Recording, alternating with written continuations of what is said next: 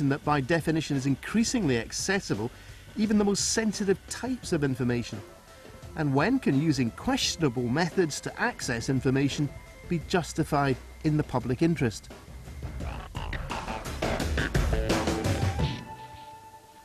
Well, I'm joined now from Edinburgh by the computer security expert Professor Bill Buchanan of Napier University, here in Glasgow, the Strathclyde sociologist Professor David Miller, and joining us live from San Francisco by the magic of the internet is Hanni Fakhoury, who's a staff lawyer with the Electronic Frontier Foundation.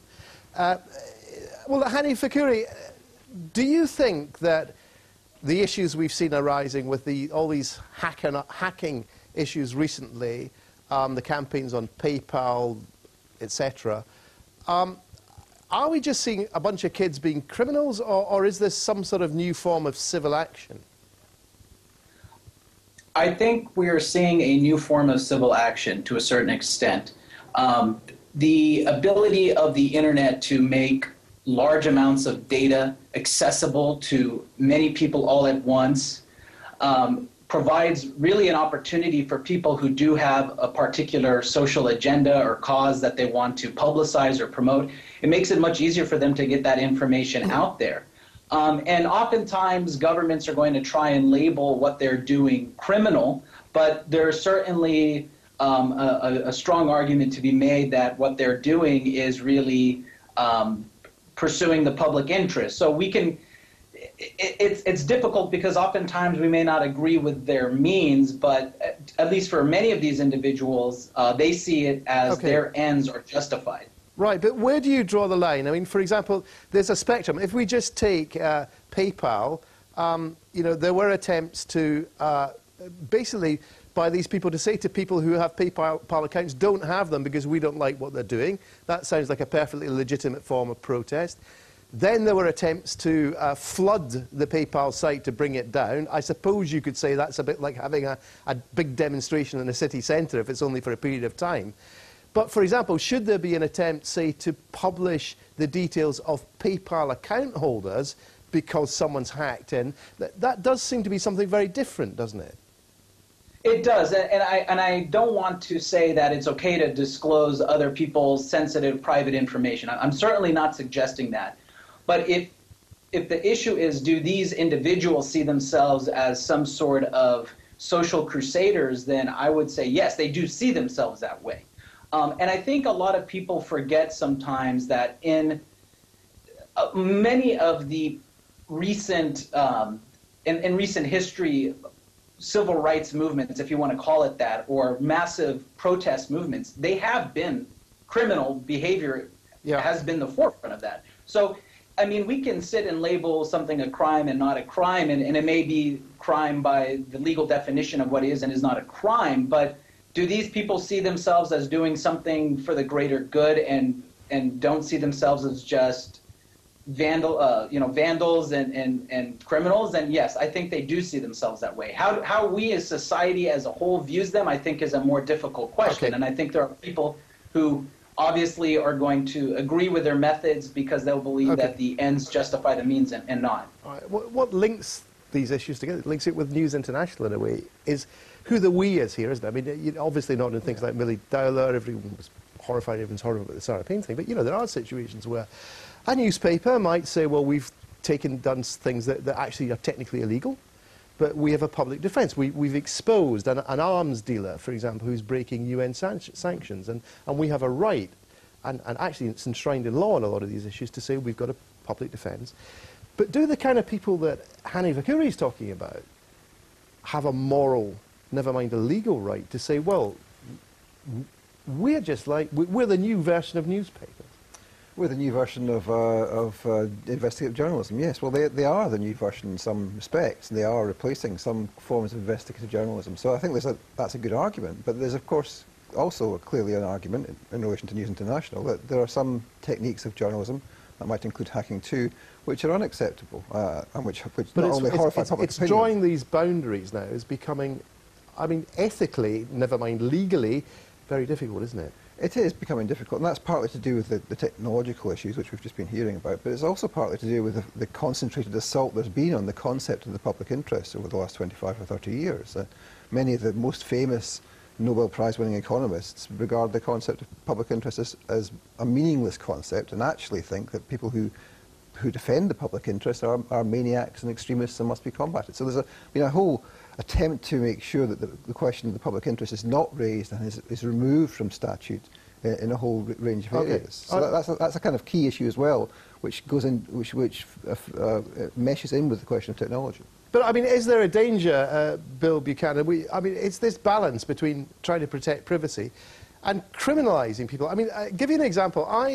It took me about 5 seconds earlier on this evening to find a download page for something called a low-orbit ion collider, which apparently is a bit of software that you can use to engineer these mass floodings of websites to close them down. Now, I didn't download it, but people in the United States have been visited and indeed arrested by the FBI just for having these things in their computer. Yeah, I think we need to understand that we're now moving from an industrial age into this new area, which is an information age, and we're really still learning about how we really protect ourselves and our businesses from malicious purposes, because there are a great deal of motivation out there. There's political gain, there's financial gain. So I think businesses need to understand how to protect themselves.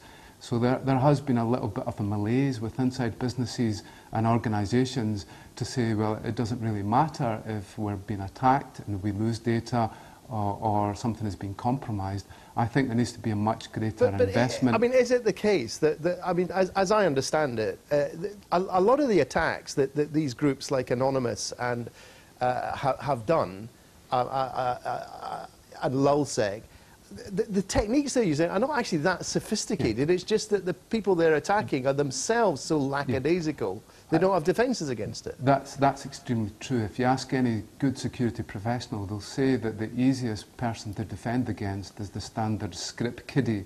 That's really the individual who's using standard tools that are widely available on the internet, because the professionals actually know how to defend against them. We've actually found the biggest risk is serious and unorganised crime groups, typically outside the UK, that have sophisticated methods. They have software programmers. They can actually pay for things to be developed for them. Once you change something, then it makes it more difficult to protect against. Well, Hanni Fakhoury, I'm interested to attitudes there, for example, in the EFF, to whether you would defend some of these hacking activities. I mean, again, you know, for having a legitimate campaign, yes, but for example, Bill Buchanan there was mentioning criminals. If you hack into, say, PayPal or anywhere else and publish lists of names, those names and passwords can obviously be used by criminals, even if the people who are doing the hacking are just anarchists or just trying to have a laugh. Well, we at EFF have always tried to approach every situation in its own unique set of facts. So we take people approach us about working with them and representing them, and we take a case-by-case individual approach. I would say that with respect to, publishing lists of people's personal private information, obviously we don't support that, and we don't encourage people to do that. And to the extent that the law, criminalizes people who engage in that type of activity, that's nothing we really have. We don't take too much issue with that. We do, however, take issue with the way the law, at least in the United States, the way the law is oftentimes interpreted. It's meant to cover that type of pretty obviously criminal behavior, but oftentimes it gets used in a way to criminalize much broader categories of behavior that may not be so criminal. Hanni Fakhoury, sorry, I'm sorry to interrupt you. We are going to have to leave completely out of time. Look, thank you all very much indeed.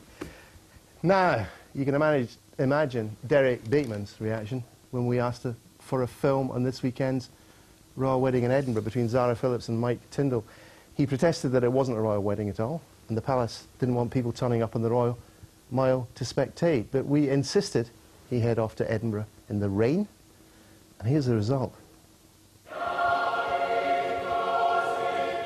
All the world loves a royal wedding, only this won't be one. It is officially a private family affair. It just happens to be closing part of Edinburgh, requires police and private security, and the monarch will be there. And who else has the timetable for their horse trials at Hopetoun House adjusted to allow guests to get out of jodhpurs and into tails on time?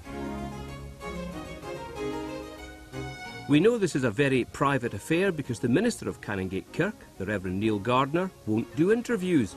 Actually, neither will Edinburgh City Council. Well, they've been doing a bit of an all-round tidy-up here at the old Canongate Kirk in the Royal Mile ahead of the big event, which personally I think is a very good idea, because the last time I walked around the cemetery here, there was clear evidence that local jockeys had been using it as an overnight stop. The inside word? OK, the Daily Mail says Zara was keen to sell the event to Hello magazine for $500,000, but was scuppered by her mum. Yes, there is a rumour around of that, and I say they should have gone for it.